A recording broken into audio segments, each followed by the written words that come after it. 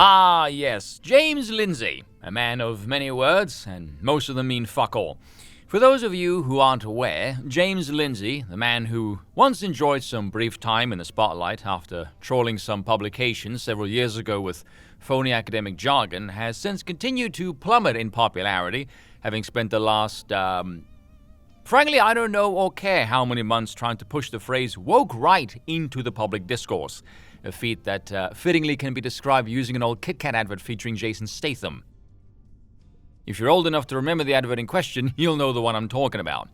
James has essentially gambled all of his fleeting academic credibility on this one endeavor, and his repeated failure has resulted in him being in a constant battle with Babylon Bee's own Joel Berry for LolCow of the decade. By the way, if you haven't watched Joel getting absolutely powerbombed through the damn ring courtesy of Dave Green on Benjamin Boyce's podcast, I would highly recommend checking it out. Watching Dave go from polite to backing Joel into a corner, making him blurt out the most reality-defying speculations, comedy gold. For example, believing that if you just removed affirmative action, you would largely attain achievement parity between the demographics in 2 generations. Dave did not exactly believe that, and frankly neither did the live audience. Do watch the comments on the side, it's hilarious. But anyway, back to James. Over the last couple of months, his appearances mimic the behavior of a schizo trapped in a pinball machine. The main reason why the woke right label has failed to land, aside from the fact that it makes no bloody coherent sense, is James seems to have a new definition for it every bloody time he opens his gob. Which brings me to this post. Warning, this will cram your brain if you are remotely intelligent. If you are a smooth brain, the word salad will make sense to you because logic is not your jam. Given your ovarian jamming instrumentals, I'll reserve my judgment on your claims on logic, considering what you just said makes no freaking sense. So let's see what Sargon has to say, as Lindsay's bitching about this is from a month ago, and the video in question is 3 months old. The woke right is definitely seen and exposed, and the term will stick. Maybe. And it may well turn out that they'll adopt it for their own. Because maybe they actually like, well, the problem with the woke left wasn't the woke part, it was the left part. Because remember, the woke part is really just a systematic power analysis of how structures are kept in place in order to preserve the current hegemony and status quo of the ruling ideology. Well, that doesn't have to be partisan. It doesn't have to be a left or right issue. And in fact, in many cases, they actually are correct about a lot of these things that James Lindsay wants them to remain blind to, and themselves have fairly good critiques. Like, honestly, a lot of what the Frankfurt School are saying is right, even though they were communists. Even though I don't want to go in the direction they're heading in, they are making valid critiques. Right, now, let's fast forward to James Lindsay last month when he sat down with Brett Weinstein and said this. Woke epistemology means a preference for outside knowledges. There is a truth regime that excludes everything that would threaten its power base, and so anything outside of that truth regime is more likely to be valid and true because it challenges the existing power structure. That's woke. That's literally woke. I think you just maybe I didn't understand what you said, but I think you just inverted woke. It is not a preference for anything outside of the power structure. It is a preference for a very particular alternative, right? The idea, intersectionality. Because it has to challenge the existing power structure. Yeah, it's a successor ideology. It's not anything outside. No, it's a very specific, very outside thing. Correct. Okay. You just implied every revolution ever is woke. Well done, Doughboy. Also, congratulations, Owl of Athena, you appear to be a moron because they basically said the same thing. Thanks for proving Queen Victoria was corrected by women in politics, by the way. I love how Brett corrects what he says, gives a definition entirely different to the one James pulled out of his ass, and he just goes, yeah, that's correct.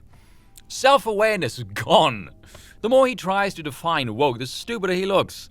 And could we just pick apart what he said just then? Woke epistemology means a preference for outside knowledges, a truth regime, definitely not of the boomer variety, I'm quite sure, that excludes everything that would threaten its power base, and so anything outside of that truth regime is more likely to be valid and true because it threatens the existing power structure.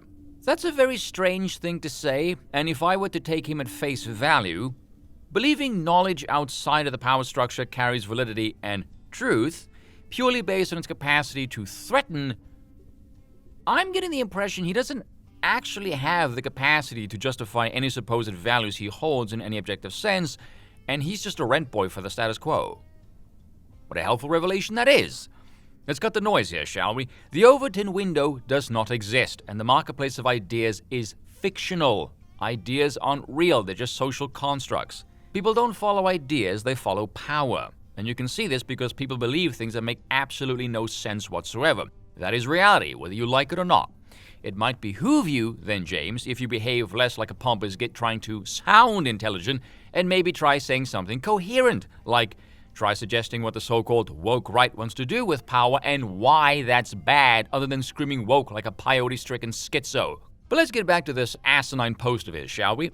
The problem with the part of the left that blames all of their problems on some identity groups isn't the blaming all of your problems on some identity groups part, it's the left part. Now, if you read this again, apolitically, you will realize this is one of the stupidest things anyone has ever said online ever. Recall what I said previously about identity-based anti-discrimination laws being worth wank because people don't discriminate based on identity, they discriminate based on behavior? Same thing applies here. James over here is apparently a pixie who lives in fairy tale La La Land void of any human interaction. Someone should maybe tell James this, but conflict between groups of humans is actually fairly normal. It's only been around since the dawn of fucking mankind, you stupid asshole. He just carries on as if legitimate grievances can't possibly exist. Let's use a hypothetical, alright? Say you have a group of people who live on a certain landmass, and they've lived there for quite a while, centuries even. It would be completely normal for them to not wish to share their ancestral homeland, resources, and people with those who don't share their heritage, their traditions, their values, gods, and bloodlines. And should their ruling class flood their lands with a horde absent the traits I just listed above, that would be considered a dereliction of duty, treason, and they would be rounded up and killed. I would imagine in that scenario those people have some legitimate grievances. Then we have this one. Woke right thinks Karl Marx was essentially right about liberalism and free enterprise, as demonstrated here by the one and only Carl Benjamin. Again, let's see what Sargon says. But there are genuine critiques of liberalism that Marx got right. And I mentioned this on Twitter, and I got a lot of pushback from classical liberals saying, how can you say that? And it's like, well, because the critique is not wrong. What is wrong is then the direction that Marx takes it. Because, I mean, like, people like Thomas Carlyle and Karl Marx make basically the same kind of critique about liberalism. As you can see, Lindsay here, ripping off Marx, has said, liberalism has stripped of its aura, and Marx doesn't use that exact term, every job and social occupation previously honoured and looked up to with reverent awe. It has converted the physician, lawyer, priest, poet, the worker, the man of science into corporate avatars, employees of its own insatiable machine.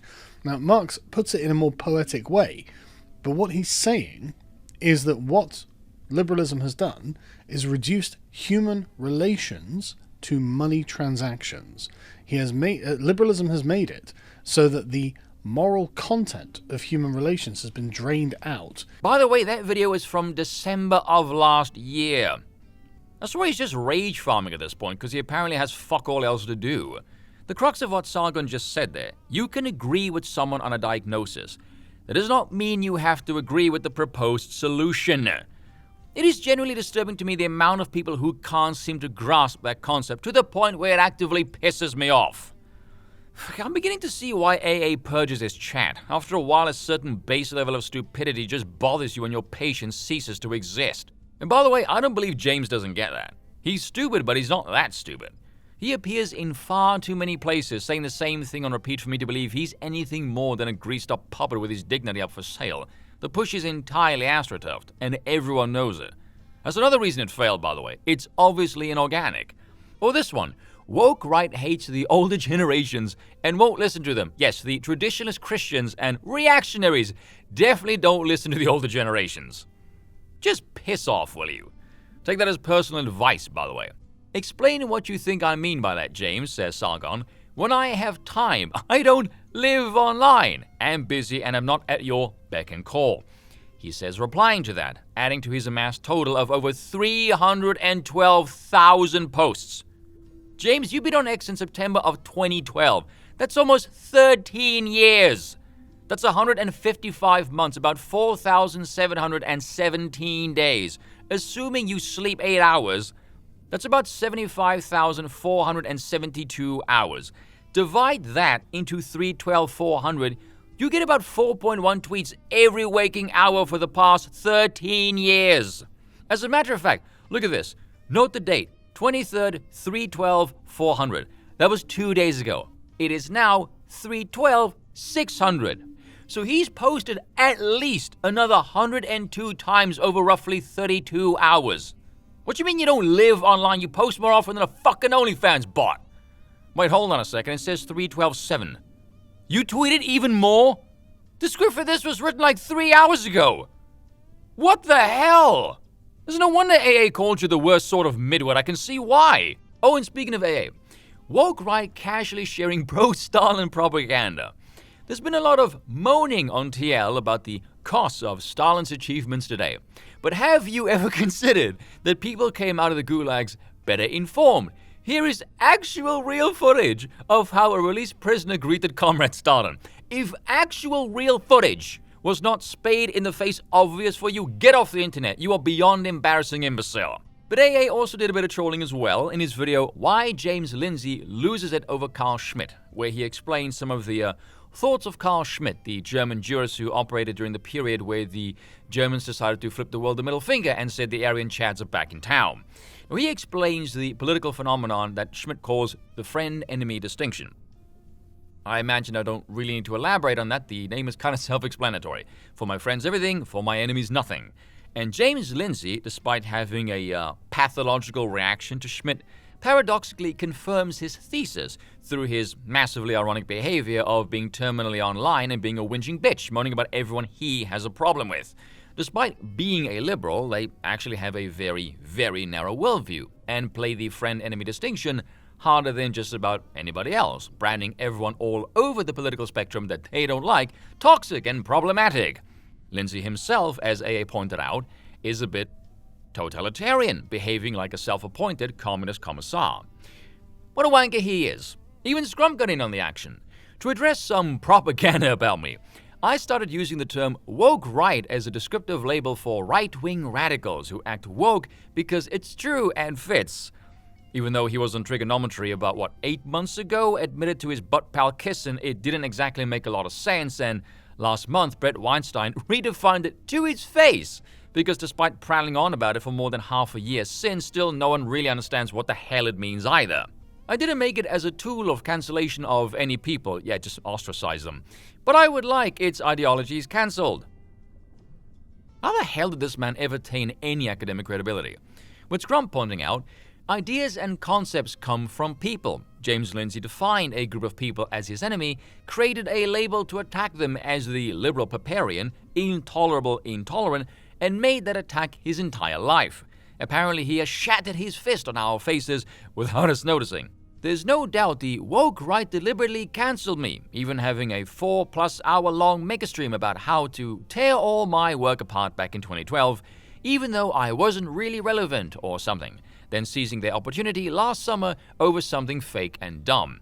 With Scrump's amusing reply, James Lindsay is apparently no longer welcome at many people's table and feels cancelled because of a stream AA did in 2022.